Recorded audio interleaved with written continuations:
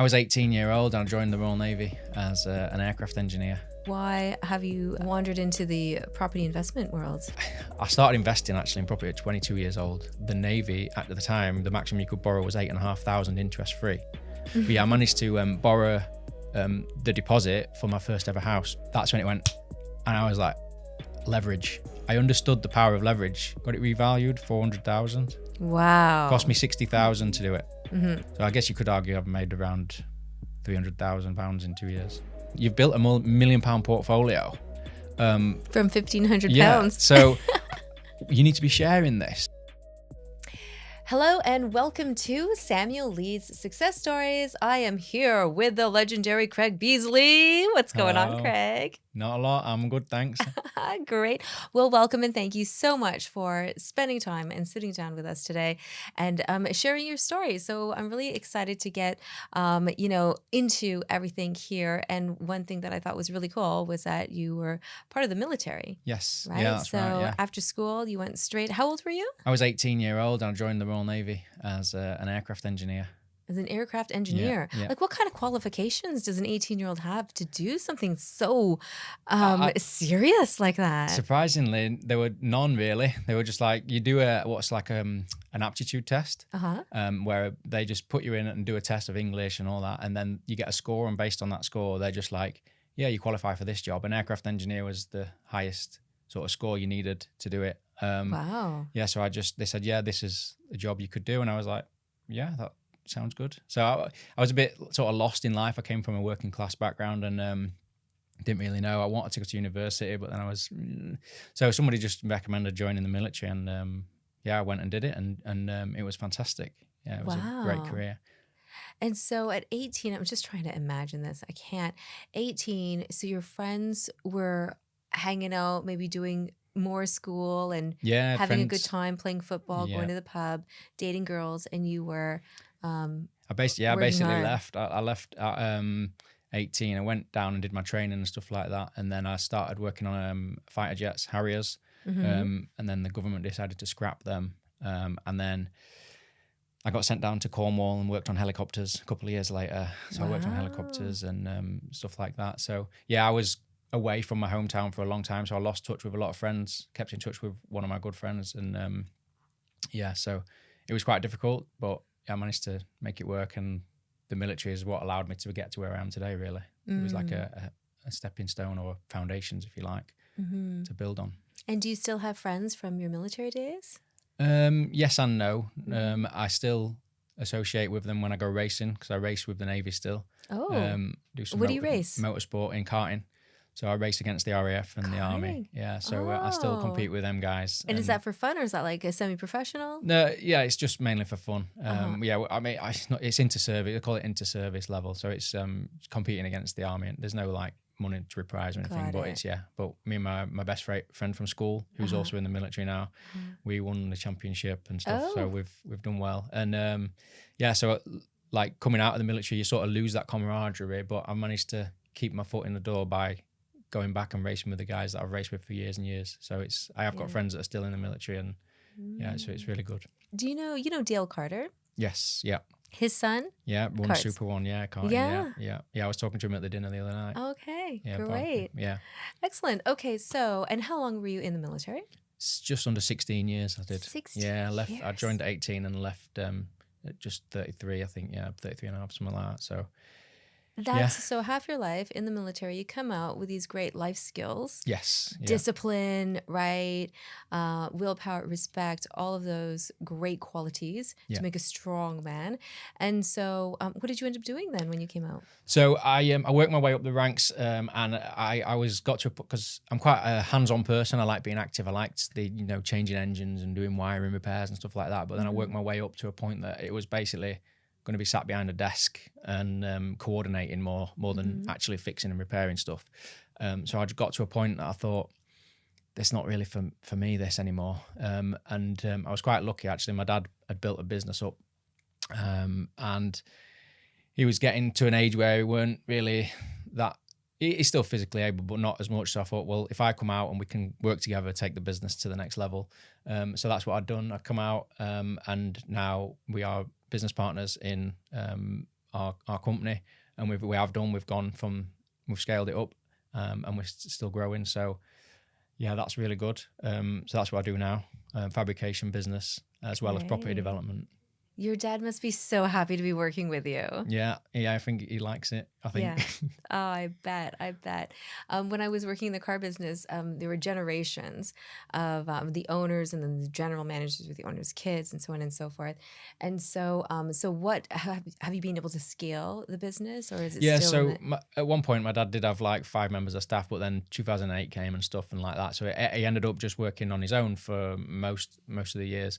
And yeah, I've come back and we've been able to take on more work and then take on staff and stuff. So yeah, that's where we've scaled it up and got more contracts in different places. Great. And yeah, the business is just, we keep sending us work, so can't complain. So if you've got this great business with your dad and it's Yeah. keeping you busy, then why have you sort of wandered into the property investment world? How did that happen? Yeah, so I started investing actually in property at 22 years old. Come on. So while you were still in the Yeah, military. so 2 brothers that I was in the military with, they told me about some of the schemes that you can get in the military, and this is why I was saying that it's been a foundation to build upon, is because the military are really good at helping you out. They've got something called Forces Help to Buy, which is like a deposit scheme, if you like, not like the government one, thankfully. But yeah, I managed to borrow the deposit for my first ever house when I was 22. Borrow the deposit. Yes. So the house was 90,000, my first ever house in 2012. And the Navy at the time, the maximum you could borrow was 8,500 interest free. So all I had to do, interest free. Yeah. I need to join the military. It's even more than that now. But all I had to do was put in £500 to top up to the 9,000 for the deposit, and then pay my solicitor's fees, which is 1,000. Which is why I started with £1,500. Oh, now I get it. Yeah.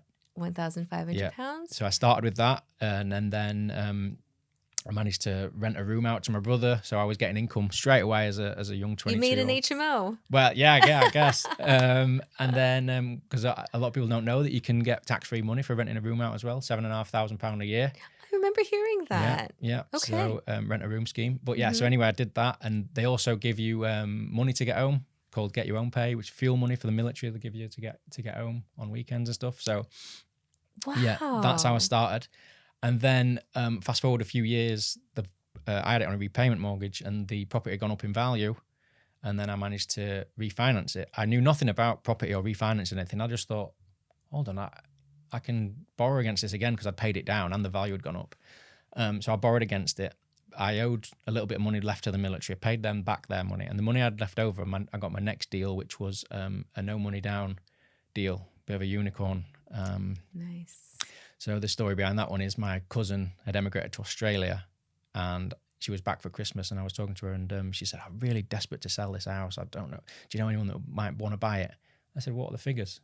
She said, we've had it valued at 85. We owe 65, and all we want is what we owe on it. I was like, I'll buy it. I'll buy it. So yeah. So that. But what happened was it got downvalued when the lender came out, and they actually downvalued it at 70,000. There was only like 5,000 equity in it. And I was like, oh. But luckily, another perk of being in the military is you can get something called consent to let. So I bought it on a residential mortgage and got consent to let before I even bought it. So for those who don't know what consent to let is, it allows you to rent your house out on a residential mortgage. Yes. And how would one do that? You just ask the bank, ask the lender. As easy as that. Isn't it amazing? We all know all of these rules and regulations, and you can't do this and you can't do that. But sometimes all you have to do is pick up the phone and ask. Yes. Yeah, correct. Yeah. And I think they charge a £250 yearly fee or something like that. It was, yeah. So my broker was actually a guy that used to be in the military with me. So again, network comes into it and stuff. Amazing. So he knew the rules. And so yeah, I bought that, no money down basically. So she gifted me the equity. And so yeah, I was really lucky and grateful for that one. It did need a refurb. So the money that I'd refinanced from my first property, I used to refurb it. New kitchen, new carpets, decoration and all that. And then I rented that out. But again, I still didn't really know what I was doing, so I had it on a repayment mortgage. So I kind of was investing in property and knew that it was a good thing to invest in. I think I was 29 when I bought that one. And then I got deployed to America. So I lived for 3 years in the USA. Where? Just south of Washington, D.C. in a state called Maryland. Okay, yeah. And so that was amazing. Anyway, the story takes another turn because I was debating with a colleague of mine about property investment versus stocks and shares. Mm. And Yeah. he was saying that stocks and shares are better, and I was saying no, property's better. So anyway, we both went away and did our research and came back and had a bit of debate the next day. Oh, that's cool. During my research, that's when it went, and I was like, leverage. I understood the power of leverage because all up until that point, I'd had everything on repayment mortgages, and I was like, wow, this changes everything. And I went home to my wife and I said, I've had an epiphany, like this change, you know. So I was like, when you say leverage, you're referring to mortgages, borrowing money, and basically. So, but you're already borrowing yes, money. but So further than that, rather than having it on a repayment mortgage, have it on interest only mortgage, and basically get the cash flow higher. And you, because rather than having say you got one house at £100,000 that you own outright, you've got £100,000 house, but you could spread that £100,000 over, let's say, 4 houses, and then you've got you own, you know, them 4 houses that are going up in value rather than just one. Just one. Right. So yeah. So in 10 years, those 4 houses would end up being probably double in value. 200 grand each. 200 That's grand each. £800,000 worth of houses. Yeah. Rather than just the one that's owned outright, which might be worth 200,000. So you got 800,000. Yeah. 200. Obviously, you got your mortgage still of probably 300,000. So you've made $500,000 really, rather than. So why do you think people don't do this? Why do you think people are trying to pay down their mortgages? I think it's a difference between emotional and mathematical. So if everyone thought about it mathematically, then it would just make sense because inflation effectively pays down your debt. And I was having this discussion with a friend of mine just the other day. He's like, I need to pay my mortgage off as soon as possible. I was like, okay. I was just trying to, you know, because I don't want to sound like that guy just going on this. But I was like, okay. So, but mathematically, it doesn't really make sense because if you think about most people's grandparents or whoever bought their first house, it might have been 3,000 or something like that. Where I'm from, it would have been 3,000. And like, if they'd have had a mortgage on that and just left it as it was and just paid the interest, do you think they would care about that now? Because inflation erodes the debt, you know. So there is risk with that though, because you're counting on being able to, you know, pay those interest payments and stuff like that. So there is risk, but on the whole, usually I think inflation erodes the debt, and you can get the growth on the asset. I'm on interest only as well. Yeah. Yeah, I think it's mine weren't obviously but they are now.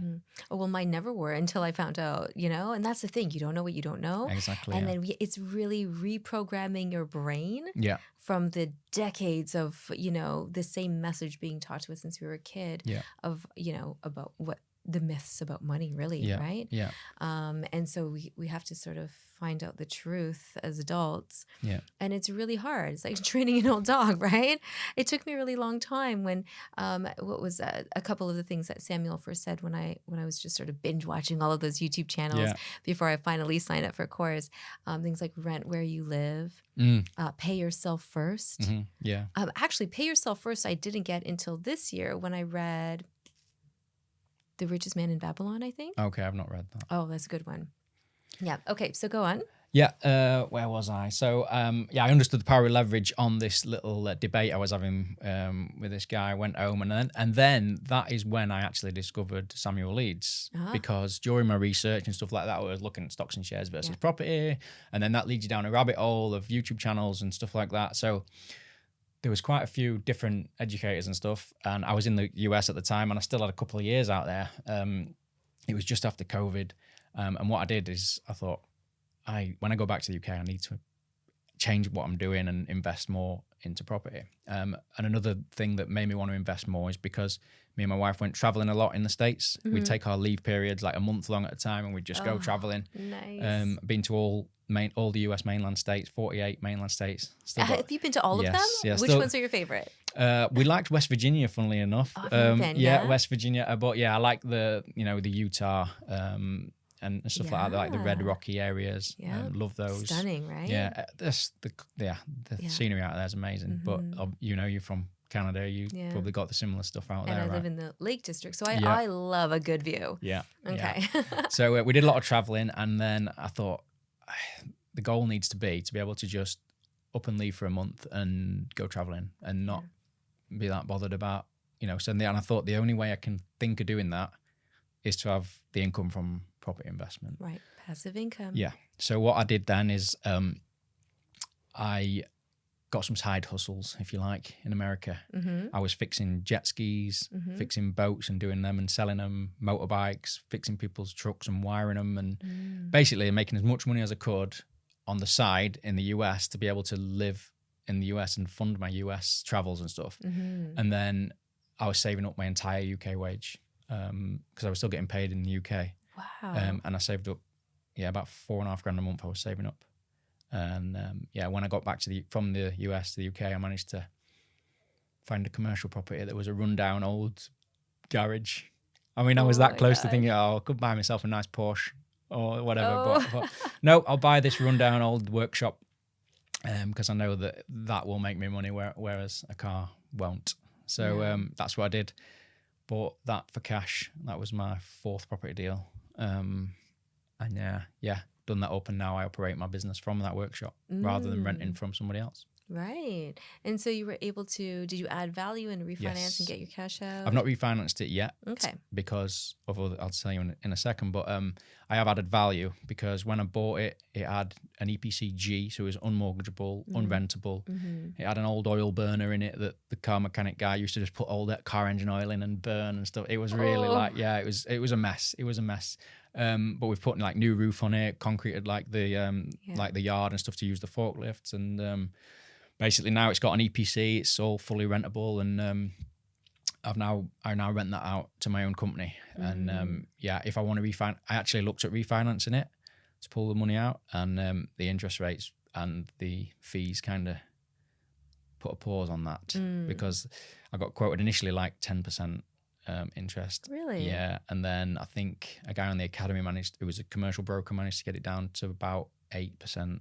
Okay. And the fees were around about going to be touching 10,000 just to refinance it. Got their solicitors' fees, valuation fees, their the broker fees, arrangement fees. I was like, I don't need the money just yet. Let's just hold off on that. Let's park it until we find a better deal. Yeah. Yeah. So as I'm doing that property up, the one directly over the road comes up for sale.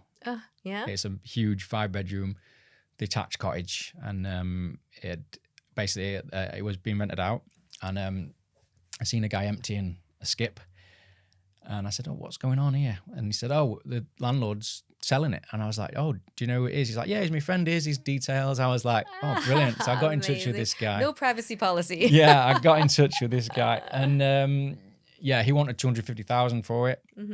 I said, I can't afford that. I can't afford that right now. I'd saved up a little bit more during the time, and I said, nah. So this was in September 2023, I think.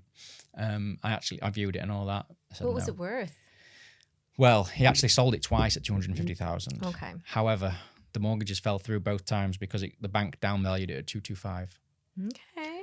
So I was like, Good okay. to know. Yeah. So it came back on the market in sort of early 2024, and I was like, what's the score? And he's like, oh, I'm fed up, I just want to get rid of it. So he became a motivated seller. Ooh, I love those words. Yeah. By this time I'd joined the academy. Oh, so now you're smart. Yeah. So now I actually pitched him a lease option. I was like, nice. Have you ever heard of a lease option? And he's like, no. So I explained it to him, and he was like, no, I need the money now. I'm building a house in Sweden. I was like, okay, no worries. I said, look, I'll give you 200,000 for it, but that is it. I can't. And he was like, you know what? Fine. I was like, okay. And I could see the potential in it. Yeah. Big lot of land. There's enough land to title split it potentially and build another property on, but that's something for the future. But anyway, yeah. So I managed to buy that off him for 200,000. I'd saved up 50,000, and I actually refinanced. Well, I saved up, and with a refinance of one of my other properties, managed to get together the deposit, which was 50,000, because I wanted to guarantee I could buy it. And then the stamp duty and stuff. So managed to get that for 60,000 sort of cash of mine, and then I mortgaged the rest of it. And I could see the potential in it. I could see that it had a garage and the stables that you could knock through, turn into a great big open living room. It had enough room for a loft conversion. So I did all that. Wow. Me and my dad have done all that work on it.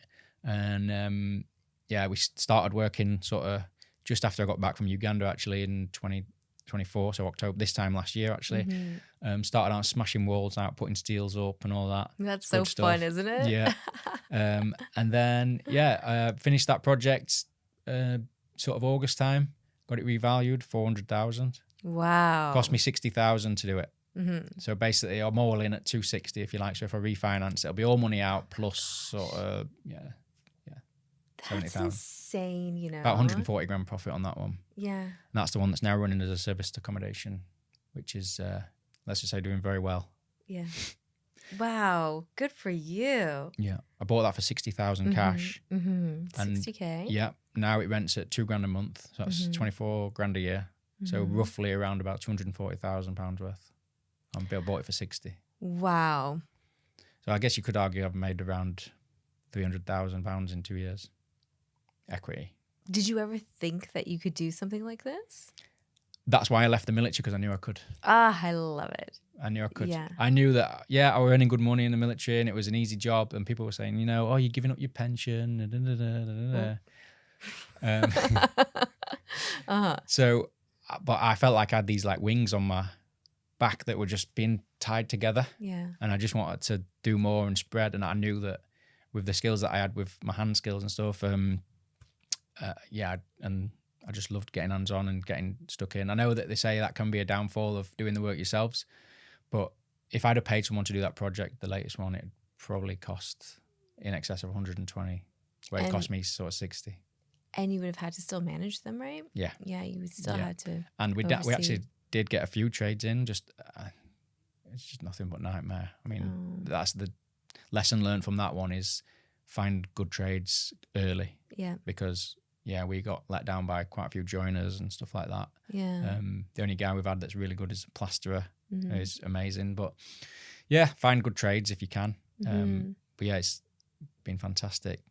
You mentioned Uganda earlier. Yes. So why don't you tell the viewers why did you go to Uganda? So I was on some one-to-one training with Samuel, what used to be the ACPP, and they just said, we're going to Uganda. We're looking for anyone that might want to come and help out and contribute towards the project. So I said. And what was the project? So there was they'd opened a hospital. They'd built a hospital. So we were going to open the Samuel Leeds Hospital in Uganda, and it was going around and viewing the schools that he'd built as well. But we had a decision to make on what the next project was going to be. So we all went and collectively made a decision. Wow. I didn't know that. Yeah. And that's so cool. Yeah, it's the Centre of Excellence. Where they, you've probably heard it from Tony, where they talk teaching the teachers, if you like, from the UK virtually, online stuff. So that's what I think they've built. They're going back out to see that and see how that's getting on this year. That is incredible. Yeah. That is, especially with the amount of teachers we have in the academy. Like Sarah Mann was the first person who told me about that. And she's like, I tell Tony I'm ready. I can do this. And I'm like, ready for what? Who? What's going on? And she told me about it's amazing, right? And to be able to for Ugandan children to be able to have access to, teachers from the UK to teach Ugandan teachers. Yeah. I mean, what a huge benefit all around for everybody, right? Absolutely. Because I think they were trying to get them to teach business and financial lessons and stuff like that, but they were learning that the teachers didn't actually know what they were talking about. So they were trying to teach stuff that they had no idea. So they said, well, what can we do? Well, let's teach the teachers. And I think that's what they're planning to do now. So I've volunteered. I said, I'll help and oh my God, do some lessons online or whatever it might be about business or finance and stuff. Yeah. So that's happy great. with that. And when is that? Okay, so when you went to Uganda and you had this whole experience, so what kind of takeaways did you gather from that? Unbelievably eye-opening. The level of poverty but the level of joy that they've got as well. The people out there, the kids, you give them a pencil and a paper, colouring paper, and they're just like overwhelmed with joy. And I've never seen any joy like it in my life. And it just makes you think how lucky we are, because the Monday after I got back, I was on a job, and there was a woman, she was saying, I've had a terrible weekend. I said, oh, really? Why is that then? She said, oh, my doctor prescribed the wrong medicine. And I was like, you need to be should be thinking yourself lucky you've got a doctor, because there was people out there, they don't have anything like that, nothing like that. And that was the main thing that I took away from it, that that they need help, you know. I'm gonna cry. Okay. I'm gonna go to Uganda next year. I don't have a visa right now, so I can't go anywhere. Yeah, no, it's roller coaster emotions is one way I would sum it up. The fear from the driving out there. You're in a van and you're like, oh, this is crazy. But seeing the joy and we've seen some good stuff and some bad stuff. But yeah, it was. Oh, I bet, right? And so some really good friends of mine, Tatiana, Simon, and Ginny and Jeremy, they're going. Yes. Yeah. And it's going to be like one of those amazing trips. So, and then we just said that we're going to go together next year, right? But I can't do the bungee jumping. That was amazing. I know. Well, I don't know. That was amazing. You know, Jemna from Surrey, she has signed me up for, she wants to do, what's that called when you jump out of an airplane? Oh, skydiving. Yeah. I'm like, you're mad, girl. And she's like, let's do it. She's like about to give birth any day now. She's a crazy girl, isn't she? Yeah, it's we live in a very privileged sort of. Obviously, there are people that are more fortunate than others, and I think some people get luckier in life than others. I mean, so like say if you're born out there or you're born here, you automatically, I think you're lucky. Yes. Because you've probably guaranteed to have a better chance than what they've got, succeeding in life. So yeah, we are fortunate in this country. We are fortunate. That's why it's so important to give back when you can. Yeah. Even just a little bit. Yeah. And even if it's not monetary, if that just means smiling at somebody as you're walking past, like what was it the other day? I don't even remember. I was walking somewhere. I'm like delirious now, by the way. That's why I don't remember. But I decided I was going to smile at every single person that I walked past. And it's it's a great exercise to do because they're not expecting it. And this wasn't even in like, Cumbria where I'm from, where everybody smiles and everybody stops and chats with strangers. And it was really cool to just and have that exercise, and people would just like light up and they'd like do a double take, like is that person just smiling at me, right? Okay, so let's go back to you, Craig. Yeah, it's been a bit blurry. I feel like it's I've skipped over so much stuff. Okay, so we've gone through your property investments. Yes. Tell me what it's like joining the academy. Was it what you thought? I mean, why did you join the academy? So I was on a crash course with my wife, and she, halfway through the day, she was like, I'm bored, I'm going to go off and explore London. I was like, yeah, that's fine. So I was left on my own at the crash course, and I got talking to Anthony. Anthony Wilmot. No, sorry. Oh. I was at the crash course and I got talking to Tyrone. It was Tyrone. Yes. Tyrone. Big and Ty. he was asking me what I was doing, and I explained to him I already had, I've done some BRR. I'd bought commercial property, and he was like, you don't really need to do the BRR course. Have you thought about the academy? And I actually had a thought about the academy at the time. I'd thought about that, and I thought about other academies as well. And I thought, which one resonates the most with me? And it just did. On the crash course, the energy was so amazing. I was like, yeah, I need to be around like-minded people, doing good things, pulling each other up and saying it's all right to succeed. It's because we live in a society where people try and either pull you down or, say you're showing off or whatever it might be. So yeah, to be in an environment like that was the main key for me, just to be around other property investors and to get the knowledge from other people as well. So I got so many good friends and contacts now. I can pick up the phone and say, how do you do that? Or what's the best way of doing this? Yeah. And that's the key for me. And that's what I enjoy most about it. So yeah, I signed up on the crash course and yeah, I've not looked back. There you go. And you're an Inner Circle leader. Yes. Yeah. For Leeds Bradford. Just changed locations to the beautiful Prashad restaurant owned by Bobby Patel. Thanks, Bobby. So what's that been like being a leader? You've been a leader for how long now? So I think I started in December last year. Something. So nearly coming up a year. Yeah. I think Samuel was basically saying, I was on the one-to-one mentoring, and he was saying you need to be more, put yourself out there. And I was like, okay. So I looked at opportunities. So I've done lots of guest speaking, and I've done that. And then I thought, well, yeah, I'll be a leader as well. And So I volunteered for that. I think they'd lost a member, and I said, yeah, I'll do it. It's fine. How hard can it be? So yeah, now it's great to see new faces coming through all the time. And because I remember going to my first inner circle and feeling so like apprehensive and shy, and I'm not really like a shy person, but so it must feel really daunting to come along. But it's the atmosphere in the inner circles is amazing. Everyone's super friendly. Everyone wants to be there for the same reasons, you know, connections and build your network and stuff like that. So yeah, being the leader in that and being able to make people feel comfortable, I really like it. Yeah, you're really good at that, right? And I think that you just have so much knowledge and confidence and experience that you're automatically a force of authority anyways. Yeah. So stepping into that leadership role was, seamless, wasn't it? Yeah, it was pretty good. Yeah. So I went to your inner circle. Your inner circle was one of the first ones that I went to because you were one of the closest locations to me. Yeah. When I first joined the whole inner circle team. And so I'm like, oh yeah, I'll go to Leeds. That's close, 2 hours later, right?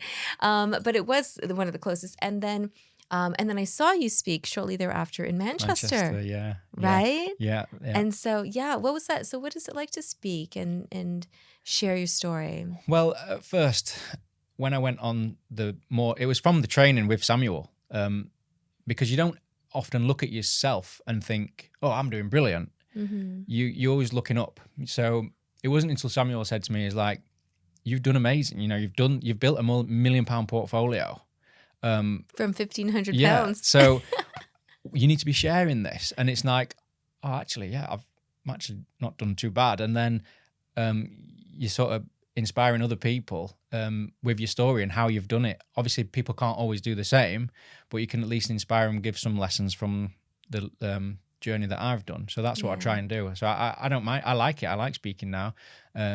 Definitely puts you out your comfort zone, which is it's good to be out of your comfort zone, isn't it? Other than just sitting on your sofa and watching Netflix. Yeah. So on a Tuesday night, I'll go and speak at an event, whereas some people might be just chilling. Yeah. So you gain from that. You gain personally, I think, as well, from standing in front of 50 people. Mm-hmm. Stratford, London. That was a big one. Oh, yeah. So yeah, I think it's anybody that's feels like they can do it, just go for it and volunteer to guest speak and give a little something back. Give something back. That's exactly it, right? And now we have 40 locations. Yes. And that means 40 spotlight speakers rotating around we've got, hundreds of spotlight speakers. Yeah. And every location has a monthly event, and it is just wild. It's blown up since you've took over and you've just stop. blown It's not it up. because of me. It's because of you guys. Yeah, it's great that people are wanting to step forward and volunteer to become leaders for it, though. Honestly, and it is a volunteer job. Thank you for saying that. Like, you guys are busy enough. Yeah. You're hustling like crazy. You don't stop working. And here you are volunteering your time to welcome, people in the academy to your locations, giving value, giving support, making them feel comfortable. Yeah. Right? Every month. I mean, it is crazy. And, the funny thing is, and I thought, oh my gosh, I really have to, make sure that that I give them loads of value. But the crazy thing is that I've received so much value from the leadership team, right? Yeah. And there is a lineup of people that want to be leaders. Yeah. And now some of the groups have 4 or 5 leaders in them because, it's just such a strong team of entrepreneurs, leaders there ready to go. Yeah, definitely. So I'm really glad that you're part of the leadership. I think someone summed it up at Willingham House the other night. I can't remember, it might have been Simon, who basically said, you're walking into a room where there's opportunity. Yeah. So if you're sat at home doing nothing, you're never going to be in that room of opportunity. So if you take yourself and put yourself in that room, there's people with deals, there's people that want a JV, there's all these different opportunities, and it's about putting yourself in that room and seeing what's out there. It's so true. What did you think of the event in Willingham? We had an great. all leaders event, the Yeah, it was first great. social event. I call it a social event because I wanted to make sure that you all would come, but it was a meeting. Yeah. It was our quarterly meeting. And so I tried to get all the stats because there's so many changes and everything. There were 70 leaders. Yeah. It was insane coming from all corners of the UK. What did you think? Any feedback? Yeah, days it was. later? Yeah, they did some training as well. Yep. Some Tatiana and Simon. Yeah, and did. then Ben Mack, the celebrity that comes in, just like, hey guys, you can't even book a mentor call with Ben. Yeah. And they just all like came and so sorry. They were just giving us a bit of feedback on how we introduce our sessions and stuff like that, and on public speaking as well. So that was really valuable. And then it's just great to bounce off ideas off other people and other leaders as well. Like, so yeah, it was great. Yeah, it was amazing. And then we did a raffle. We raised £850 for Samuel Eats Foundation. That's fantastic. That will go towards the organizations in Uganda and Zimbabwe. Yeah. Yeah, it was so much fun. Very generous. The mindset of people and support. And it was so cool to see all of them intermingle. And I would walk around and I'd be like, what's up, Leeds? What's up, Cotswolds? Right? And it was fun to sort of, I had your little locations at the bottom of your name tag, right? Yeah. So I'm glad. Hopefully we can do it again. Yes. Samuel, we want to do it again. So yeah, it would be really cool to do that. But you know what? Willingham House, like how? It's a deal in it and half that. Man. Yeah, it's a good deal. On a £1 lease option? Yeah. Come and do you know what? on. I was there in September 24. I think he'd not long had it. And the transformation the inner now. circle. No, it was the ACPP that he did there. ACPP, Yeah. yeah. And the transformation now, they've done it up really well. Yeah. They have done it up really good. I was actually quite surprised how good it is. Yeah. I know. Well, that's his whole power team, right? Yeah. He brings the right people in. I was there during the filming of The Eviction where Oh, Elijah yes. won. Yeah. And you're right. It was like, I had to be careful walking around in heels because there was like, debris everywhere, right? Yeah, there was yeah. a roof, the ceilings were coming in on some of those rooms. So yeah, it was really cool to see that transformation. Did you see the deluxe room where I stayed in? Yeah, I did. Yeah. That's the one with the big bath in it, isn't it? Oh yeah, baby. Yeah. Yolanda climbed into it. Really? So funny. Yeah.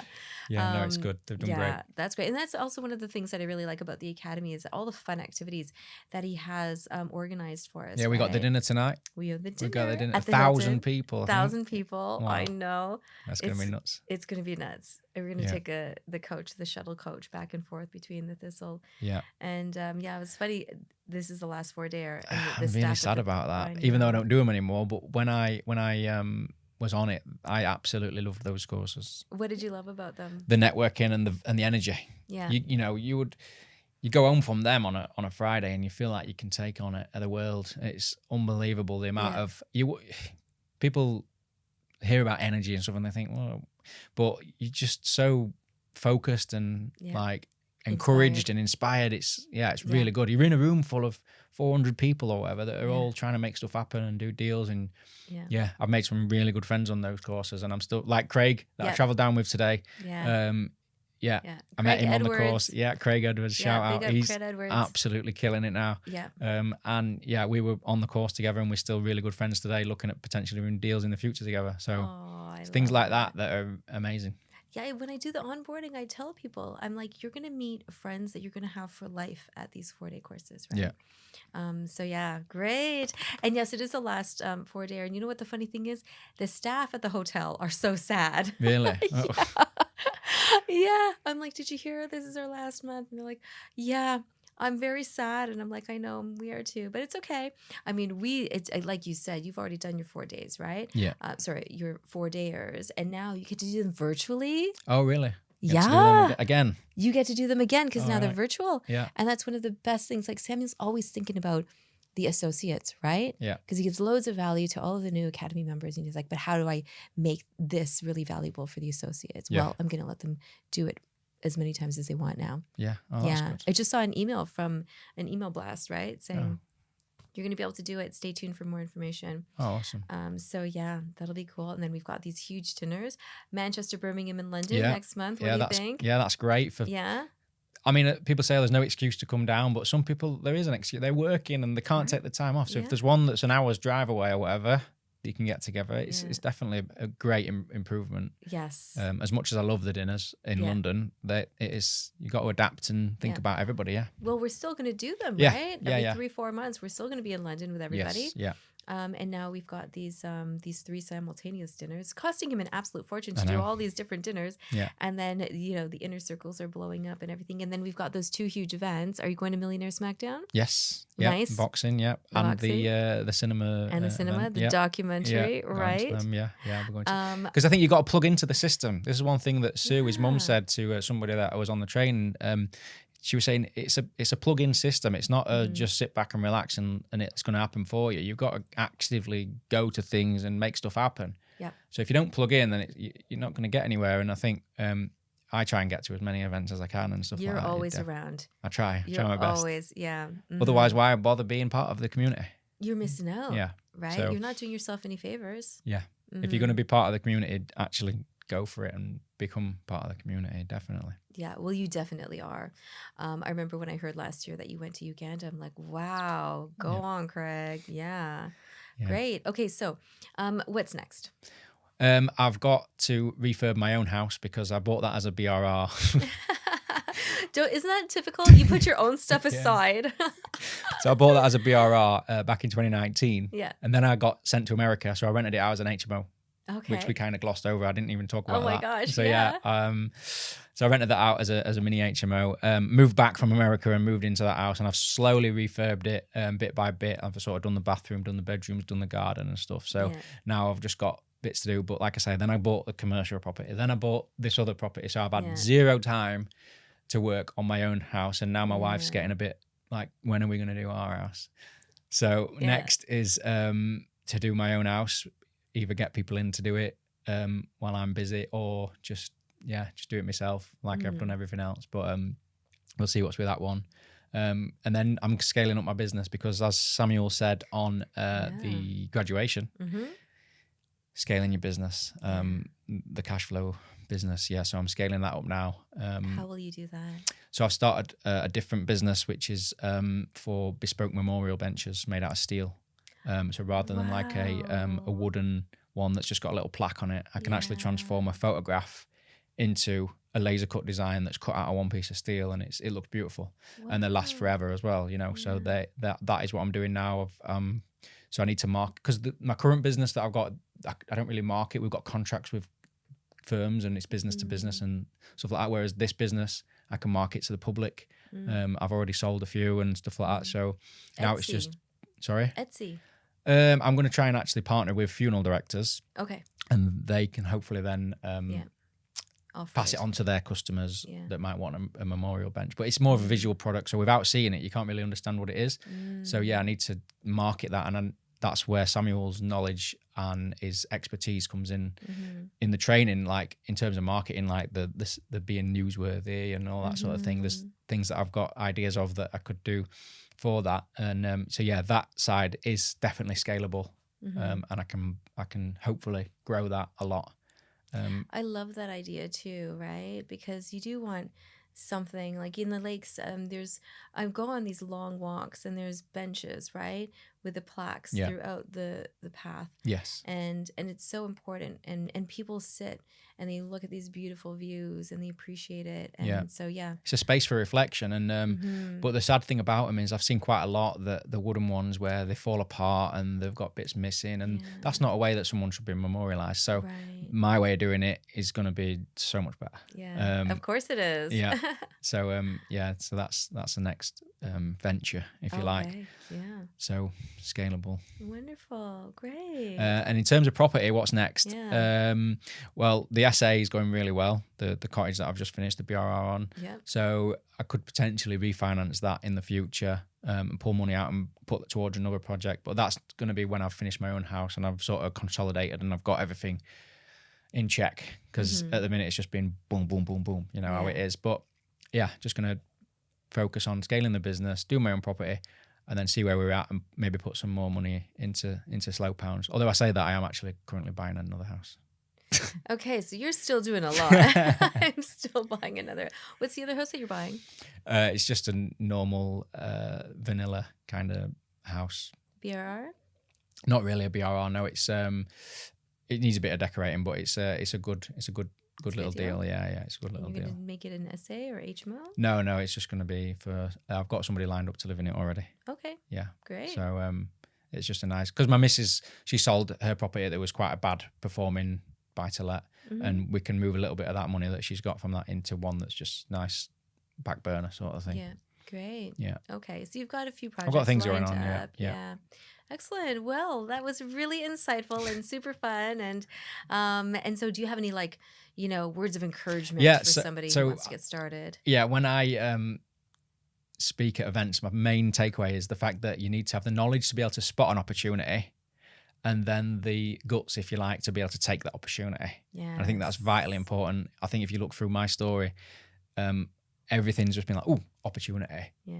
Take it. Yeah. And I think if you don't do that and you think, maybe not, it's like the academy. Oh, opportunity, take it. And everything that I've done, I've sort of just seen an opportunity and just gone, let's just go for it. Go for it. So if you've got a bit that's like, I think I can do that, take it by the reins and just go for it if you can. If you want to do it, do it. Yeah. That's the fun thing about being in the academy, is that the pushing you out of the comfort level. Yeah. I just love that, because I'm like, I don't know. And then you do it and you're like, I survived, right? Yeah. And then it just builds your confidence up more and more, and your spirit, right? And then all of a sudden, and then you can tell other people, just do it. You can do it, right? And then you see them grow. Yeah. It's so like it's addictive, isn't it? Yeah. I do it all the time, sometimes to my detriment, but like Jordan, for example, the Jordan Belfort dinner. Yeah. I was like, I'll do it. And I just did it off the cuff. I was like, I'll go to that. Isn't that so fun? So wait, was that like a last minute decision? I'd flown back from Uganda Uh-huh. and was at the event in Wembley. Yeah. And then I think I was like, there's some spots left. I'll just, go for it. I think Narelle and other people were going. I was like, Kimmy. I'll go for that. So we just went to the dinner. Just saw an opportunity. Because you don't know, I was talking about putting yourself in the room of opportunity. Yeah. You've no idea what opportunity might arise from being in that room. It's so true. So that's my words of advice, I guess. If you just go for it. I think that was like maybe the first or second time I met you. The next morning after the Jordan Belfort event last year in London, and we were coming out of the Premier Inn, and I was walking out, and then I saw Kimmy. Yeah. And I recognized her from going up on stage. And because she won the best she won deal. the best deal. Yeah, right. Yeah. And she was like so full of energy and everything. And Samuel was just like, I like you and I like your vibe and what else are you doing? And then, by the way, I've got this piece of land. And it's like, what? Me and Kimmy were on the same 4-day event as well. That's how we became friends. Oh, great. So we were on and then we're both from Doncaster as well. Yeah. Yeah. So we become friends, and brilliant event. Brilliant. That was. Yeah. So fun. We did and then I like interject and I'm like, I saw you on stage. And it's kind of daunting to speak to complete strangers, right? Yeah. But I think then I was like, are you guys in the academy? And you're like, you were in the academy. You're like, what? Yeah. And then very soon afterwards, then I'm like, oh, you're Craig, you're inner circle leader for Leeds and all this stuff and everything. Yeah. But that was so fun, right? And the key is to document, right? And that way we have that memory forever, right? Okay, so great. That's great words of wisdom, right? That's wonderful. So we'll see you tonight. Yes. Thank you very much, Mr. Craig Beasley, for joining us. If somebody wants to reach out to you, how would they do that? Put in my name on Instagram, Craig Beasley. Craig Beasley. There you go. Right. So thanks very much. And if you enjoyed this, and if you want to reach out to Craig, please do. He's such a super, super nice person. Please do share and like and subscribe and comment. That's how other people will be able to see these types of videos, and we can keep doing them week after week after week and bring in lots of value and change lives together, right? So thank you very much. We'll see you next week. And thank you, Craig, for joining us Patricia. today. Cheers.